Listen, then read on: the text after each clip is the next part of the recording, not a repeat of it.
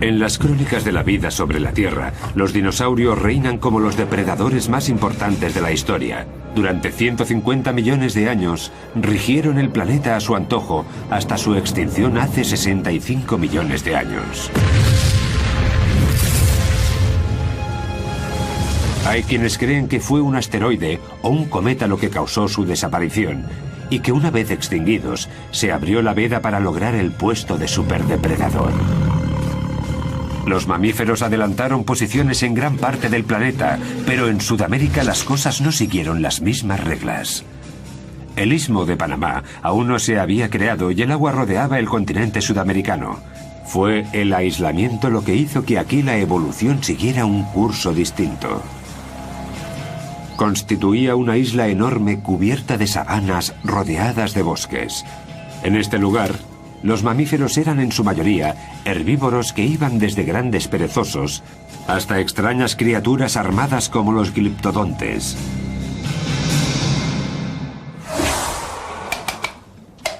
Dados los participantes, el título a superdepredador se lo llevó una familia de aves monstruosas un tanto peculiares. En la actualidad las conocen como aves del terror y vivieron unos 158 millones de años. ¿Cómo habrían logrado conseguir esa fuerza unas aves? Se han encontrado restos fósiles de estos pájaros enigmáticos que ahora se encuentran en laboratorios científicos, pero los orígenes de las aves del terror siguen siendo un misterio.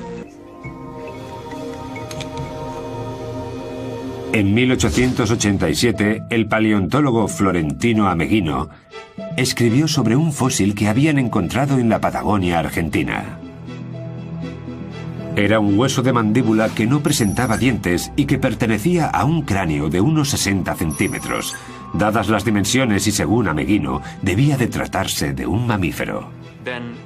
Tras varias investigaciones y sus posteriores descubrimientos, se dio cuenta de que se había equivocado. A los científicos les llevó otros 4 años identificar a aquellos grandes depredadores como aves. Las pistas clave las encontraron en el centro de los propios huesos fósiles. Luis Chiappe es uno de los expertos en estos pájaros más importante del mundo. Se dedica a estudiarlos en el Museo de Historia Natural de Los Ángeles. A veces no es fácil diferenciar un hueso de ave de los de un mamífero o incluso un reptil. Pero lo que sí suele ser más común es que los huesos de ave son más huecos y tienen una especie de finos muros, cosa que no ocurre en mamíferos y reptiles. El hueso de mi mano derecha es de cocodrilo y se puede apreciar la diferencia. Con el tiempo fueron apareciendo más fósiles de aves. ¿Pero de qué tipo?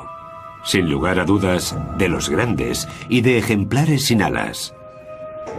Posteriormente se encontraron también cráneos con picos muy afilados y con forma de gancho, lo que indicaba que estos monstruos eran carnívoros. Cuando apareció el primer cráneo completo de un ave del terror, los científicos se dieron cuenta de que aquel superdepredador no era un mamífero sin dientes, sino un ave depredadora y un ave gigante. Los picos en forma de gancho y las garras afiladas son las dos características que las aves del terror comparten con las aves de rapiña actuales. Solo que si tenemos en cuenta que medían hasta 2 metros y pesaban unos 180 kilos, estos pájaros dan mucho más miedo. Durante los primeros 100 años, tras el primer fósil encontrado, los científicos se toparon con restos suficientes para lograr identificar hasta 17 especies distintas de estas aves. Variaban en tamaño y vivieron en épocas diferentes durante un tiempo total de casi 60 millones de años. Pero en 2005 ocurrió algo inesperado. En Argentina salieron a la luz indicios de una nueva ave del terror. Un alumno de secundaria, Guillermo Aguirrezabala, salió a buscar fósiles con un amigo y acabaron realizando un descubrimiento histórico. Guillermo, ahora estudiante de paleontología en Buenos Aires, se ha sentido fascinado por los fósiles desde que era un niño. El hallazgo fue en el verano de 1999. No recuerdo bien la fecha, pero tiene que ser marzo. Sucedió a las afueras de la ciudad de Comayo, cerca de la linde oeste de la Patagonia argentina. Se sabe que estas aves habitaban toda esa zona, además de Uruguay y Brasil. Nosotros ya habíamos encontrado algún que otro fósil, por lo que ya conocíamos los lugares y también sabíamos reconocer los fósiles. Este, particularmente, era un cráneo casi completamente cubierto. A partir de que encontramos las primeras piezas, contactamos con la gente de la Asociación Paleontológica de Bariloche. Y allí fue donde aprendimos a extraer fósiles. Guillermo y su amigo cubrieron con cuidado su hallazgo y lo transportaron unos 60 kilómetros hasta la ciudad de Bariloche. Lo entregaron al Museo de Paleontología de aquella pequeña ciudad y allí estuvo prácticamente ignorado durante 5 años. Cuando Luis Chiappe se enteró de lo ocurrido, se llevó un equipo internacional para que clasificase el nuevo ejemplar en la familia de las aves del terror. Resultó que se trataba de una especie totalmente nueva. Este cráneo mide casi 70 centímetros. Es enorme. Nos dejó atónitos. Fue un momento único. Eso sin duda. El equipo de Luis dató el cráneo en hace 15 millones de años y lo llamó Kelenken guillermoi. Kelenken por un antiguo espíritu de la Patagonia y Guillermoi por Guillermo. Se trataba de un descubrimiento único. Estaban ante una especie nueva con una cabeza distinta a la de cualquier otra ave de la historia. Con un cráneo de casi 70 centímetros, estamos ante el cráneo de ave más grande del mundo. Es incluso más grande que el de un caballo. Tras examinar el cráneo de un ejemplar más pequeño de esas aves terroríficas, Luis Chiappe comienza a hacerse una idea de qué aspecto podría tener la especie nueva. Durante su estancia en Bariloche, la paleontóloga Sara Bertelli analizó los huesos de Kelenken del museo, los comparó con los de otras aves del terror y estipuló las posibles medidas de un Kelenken.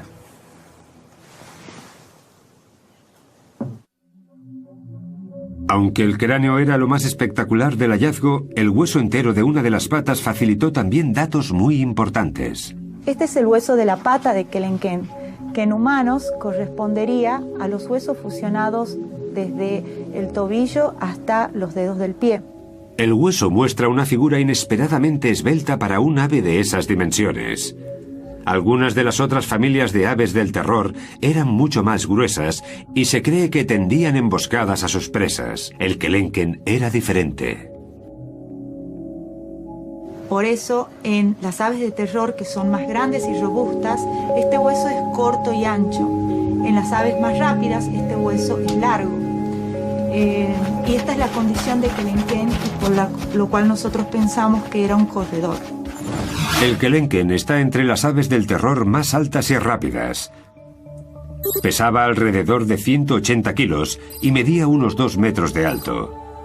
Sus patas eran muy esbeltas y musculadas, por lo que debían de alcanzar velocidades altas. Desde la punta del pico hasta la cola medían unos 3 metros, pero vistos de frente sorprendían con sus escasos 45 centímetros de ancho. Seguramente para que las presas potenciales no los descubrieran fácilmente. Sin embargo, los estudios de Sara revelan que la fuerza de un mordisco suyo es inversamente proporcional a su anchura. Los huesos del cráneo de un Kelenken albergan numerosos músculos unidos a las sienes, lo que da una pista del gran poder de sus mandíbulas. Estos músculos controlan la fuerza de un buen mordisco en muchos animales y representan una de las características que incluso los humanos compartimos con las aves del terror. Otro grupo de cicatrices revela la fuerza de los músculos del cuello, fuerza que facilitaba a estas aves del terror la tarea de emprenderla a golpes con sus presas, a la vez que las asustaban con su enorme pico y sus fuertes garras. Valiéndose de su cabeza, como si de un hacha se tratara, las aves del terror clavan su pico en su presa y son capaces de atravesar carne e incluso algunos huesos. La cabeza de estas aves era una auténtica máquina de matar, un arma muy poderosa que bien les valió el puesto de superdepredador de toda Sudamérica. En Sudamérica, el cráneo de las aves Kelenken traen de cabeza a los investigadores que las estudian. Los fósiles encontrados de esta especie demuestran que lo usaban como arma homicida en sus ataques. Pero la tecnología actual también nos muestra cómo funcionaban dichos cráneos. Esto os va a gustar. En los Estados Unidos, 2 científicos se preparan para realizarle un TAC a un cráneo de una de estas aves y ver su interior. Larry Whitmer es profesor de anatomía en la Universidad de Ohio. Con él está Bob Chandler, especialista en aves del terror de la Universidad Estatal de Georgia. ¿Qué vamos a hacer? Intentaremos alinearlo para que quede centrado antes de proceder con los rayos X. Así el láser lo recorrerá completamente de arriba abajo. Listo. El proceso parte del cráneo de un ave del terror y le da la vuelta. No tarda ni un minuto, pero las imágenes resultantes dan pistas de la naturaleza de aquellas aves y de cómo vivían y cazaban.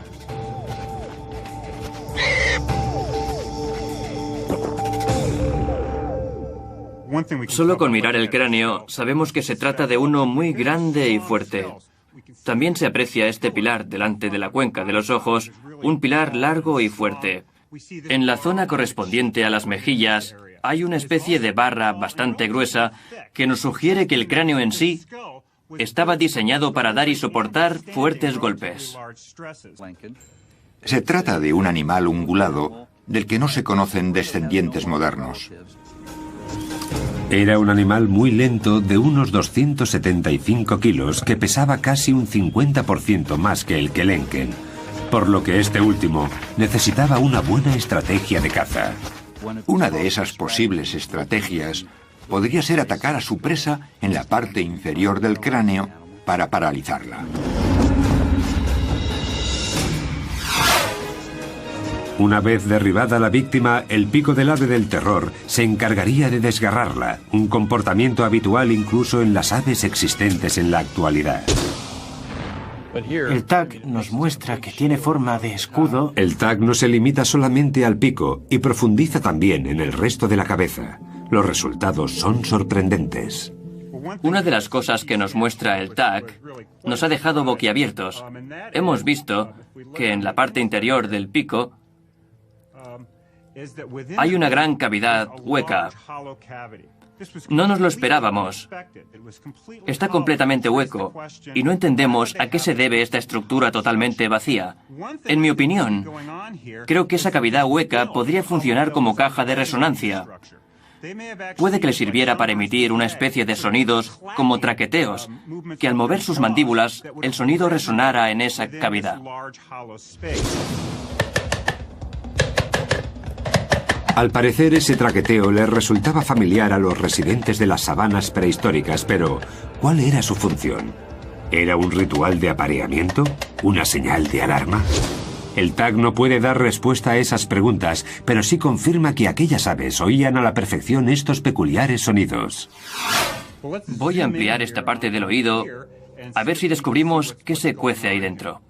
No hay restos de tejidos de estas aves, pero los espacios huecos que dejaron sus órganos, como el cerebro o el oído interno, nos muestran cuál podría haber sido su apariencia con bastante detalle. A esta parte interna del oído se la conoce como cóclea. Como vemos, es muy larga y recta. Su longitud nos indica que estos animales tenían una capacidad auditiva muy desarrollada. Según el TAC, es precisamente esta parte del oído interno la que controlaba la increíble agilidad de estas aves del terror. Un animal pequeño intentando esconderse de su perseguidor no lograría salir airoso, pues estas aves lo verían y se lo comerían de un solo bocado. Un gran ejemplo de recompensa instantánea. Si este comportamiento era algo habitual en estas aves, puede que también escupieran las indigestas bolas de pelo e incluso algunos huesos de sus manjares, como hacen hoy en día muchas otras aves. Si las imágenes por ordenador que muestran los canales auditivos de estos animales nos indican que las aves del terror eran avezados cazadores, ¿qué descubriremos al estudiar las imágenes de su cerebro? Pues que además de ser más grande que el de otros animales, el de estos singulares pájaros estaba estrechamente conectado al sentido de la vista. Unos lóbulos más grandes y un cerebro de mayores dimensiones son una combinación idónea para recibir y procesar lo que el animal ve, una habilidad fundamental a la hora de acechar y atacar a una posible presa. Sin embargo, sorprende que no haya indicios de la presencia de un órgano olfativo, lo que sugiere que era más un depredador activo que un ave de rapiña. Algunos carnívoros, como los osos, son también animales carroñeros y dependen de su olfato para encontrar la carne muerta. El tag indica que las aves del terror no pertenecían a ese grupo. Estos animales no tenían el sentido del olfato nada desarrollado. Estamos ante el cerebro de un depredador. El gliptodonte es uno de los animales más característicos de entre todos los mamíferos de Sudamérica, por su armadura ósea y resistente. Es un animal que vivió en la era de los Kelenken y que pesaba unos 90 kilos.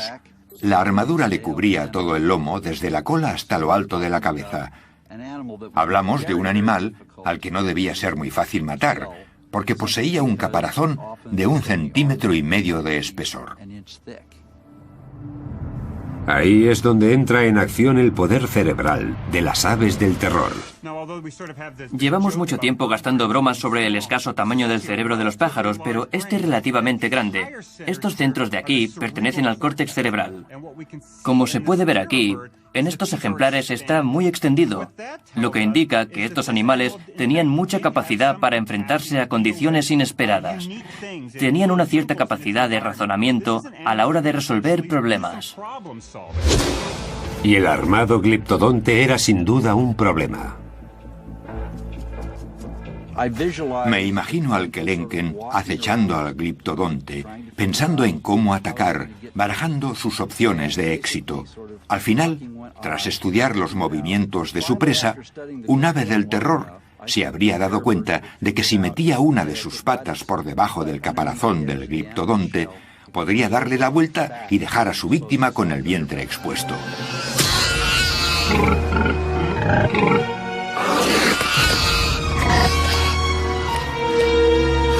Sudamérica era el paraíso de las presas para los Kelenken y su familia. Al tratarse de un depredador activo y con un peso de unos 200 kilos, estas aves tenían que ingerir entre 10 y 15 kilos de comida al día. Y este aislado continente se los proporcionaba, por lo que estas aves del terror vivían en su propio jardín del Edén.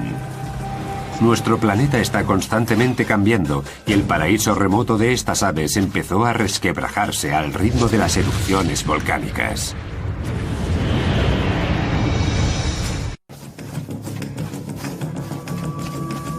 El reinado de las aves del terror duró cerca de 60 millones de años.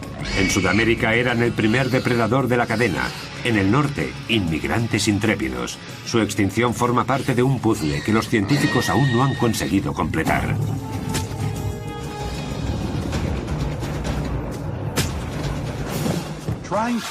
Todavía no hemos encontrado una explicación sencilla que justifique la extinción de estas aves, y no será fácil. Uno de los grandes factores podría ser el gran intercambio americano, la mezcla de especies que emigraron de norte a sur y viceversa, y que dificultó la vida de las aves del terror. La falta de competencia por parte de otros depredadores los mantuvo vivos. Las especies más evolucionadas del norte, como caninos o felinos, activó la restricción de comida. Hace 2 millones de años las aves del terror del norte y del sur del continente americano se veían demasiado presionadas para encontrar alimento porque tenían que compartir su territorio con los dientes de sable. La presión que ejercían estos depredadores y oponentes fueron 2 factores de la extinción de las aves del terror, pero no los únicos. No creo que estas aves fueran derrotadas por los mamíferos. sino que se trató más bien de un cambio climático. Hace 2 millones de años el planeta sufrió una serie de eras glaciales. En el norte, el océano se convirtió en hielo. El nivel del mar descendió y con él las zonas húmedas, como en Florida, donde vivían los titanis. El paisaje se secó. La vegetación también sufrió un cambio importante por culpa de la falta de agua, y las consecuencias afectaron a la alimentación de toda la cadena. El número y la variedad de animales de los que se alimentaba el titanis se vio alterado. Es como el efecto dominó. Es como si el cambio climático originó la extinción del titanis. En Sudamérica, los Andes continuaron el ascenso que habían comenzado hacía millones de años.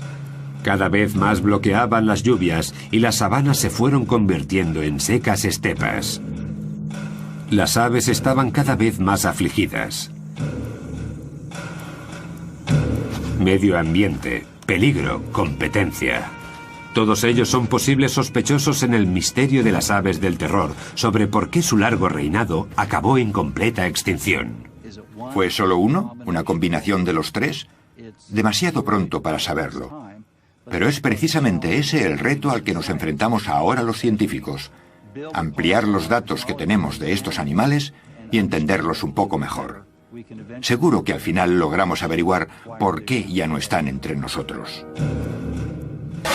El epílogo de la historia de las aves del terror se está escribiendo aún ahora en las excavaciones de Florida. Se sabe que muchas de las grandes aves vagaron por la Tierra hace millones de años, pero se cree que el titanis, la última de esas aves, podría haber vivido hasta hace 10.000 años. Lo que significa que podrían haber llegado a tener contacto con los humanos. Aún no hemos encontrado ni un fragmento de titanis. Quizá este no fuera el mejor sitio para buscar.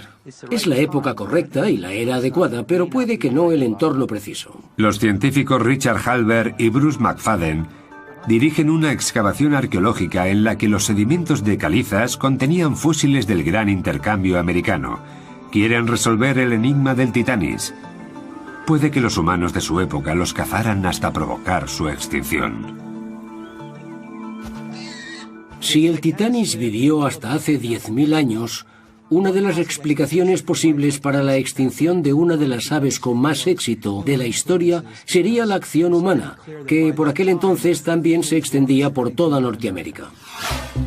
El problema era el siguiente. En tierras secas, los fósiles aparecen en las capas sedimentarias. La posición de las capas suele corresponder a la fecha de los fósiles. Pero los del titanis aparecieron bajo el agua, a donde los había llevado el río de Santa Fe. ¿De dónde salen estos fósiles? Es que se encontraron aislados en el medio del arroyo y no en una zona amplia de sedimentos. Los buceadores encontraron fragmentos de titanis mezclados con huesos de animales que vivieron hace 10.000 años. Así que, ¿de cuándo podrían ser estos? Bruce McFadden resolvió el misterio gracias a los restos químicos de los minerales que había en los fósiles. Comparó los huesos de titanis con los de otros especímenes recientes y con los de algunos de hace 2 millones de años. Cuando los huesos se convierten en fósiles, absorben minerales del agua del suelo, y estos minerales son únicos de cada época. Por eso los fósiles que pertenecen a diferentes momentos presentan elementos químicos distintos. Bruce recogió muestras de varios huesos fosilizados de titanis y las preparó para su posterior análisis con un espectrómetro. Los resultados dieron el perfil de los elementos químicos de dichos huesos, prueba concluyente de que vivieron mucho antes de que el hombre llegara a Norteamérica.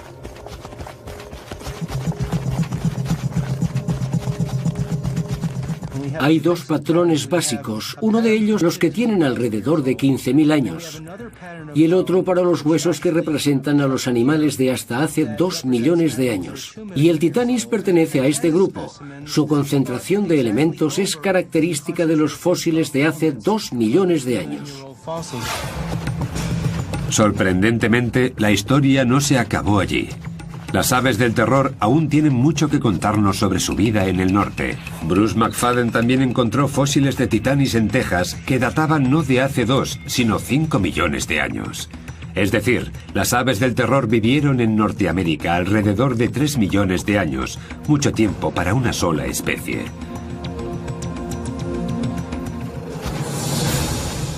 Una gran señal de adaptación para una familia de depredadores espectaculares. A pesar de contar con numerosos competidores, el titanis fue el legítimo sucesor de las grandes aves del terror. En su último hogar en Norteamérica, no solo sobrevivió, sino que prosperó.